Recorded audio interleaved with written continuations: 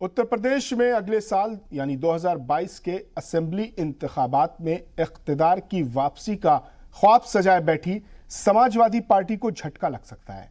ओवैसी की party all India Muslim Ittehadul Muslimeen ने इंतखाबात के लिए अपनी कमर कस ली है। गुज़िश्ता दिनों ओवैसी के पूर्वांचल दौरे पर लोगों की भीड़ भी खूब जुटी थी। समाजवादी पार्टी को यही डर सताया जा रहा है कि कहीं उनका रिवायती वोट खिसक न जाए। इस अंदेशे से पार्टी के लीडरान भी इनकार नहीं कर पा रहे हैं। समाजवादी पार्टी के लीडर और साबिक वजीर फरीद महफूज किदवई भी इस बात का इकरार करते हैं। आज बात इसी मुद्दे पर करेंगे कि ओवैसी की यूपी में आमद से क्यों खौफजदा हैं सियासी पार्टियां।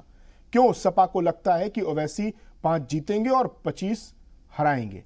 क्या मुस्लिम वोट बैंक किसी एक पार्टी की इजारादारी है और क्या एक ही मुद्दे पर चुनाव लड़ने वाली पार्टियां मिलकर मुत्तहिद होकर चुनाव नहीं लड़ सकती। इन्हीं सवालों के साथ आज का मुद्दा में बात करेंगे, लेकिन उससे पहले देख लेते हैं यह खास रिपोर्ट।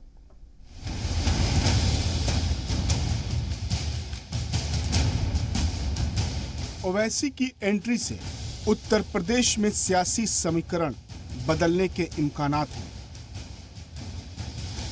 और इसका सीधा असर समाजवादी पार्टी के वोट बैंक पर पड़ सकता है।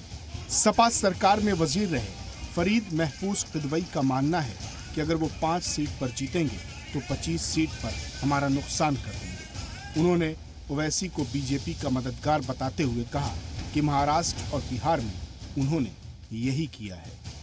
यूपी में आएंगे तो मलियामेट हो जाएंगे, याद रखिएगा, क्योंकि बिहार में जो उन्होंने किया है उसकी खबर गांव-गांव में हो गई है, तो कुछ भी नहीं कर पाएंगे वैसे साथ। लेकिन रेपुटेशन होती है, देखिए पॉलिटिकल लीडर की, वो रेपुटेशन उनकी ख़त्म हो चुकी है।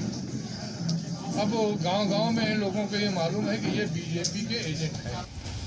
हालांकि फरीद महफूज किदवई ने कारकुनान में जोश भरते हुए कहा कि अगर ओवैसी यूपी आए तो यहाँ मटियामेट हो जाएंगे।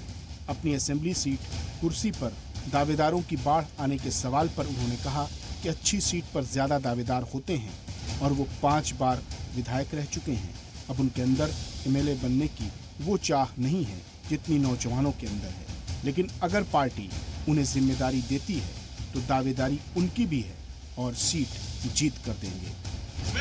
ब्यूरो रिपोर्ट, ज़ी।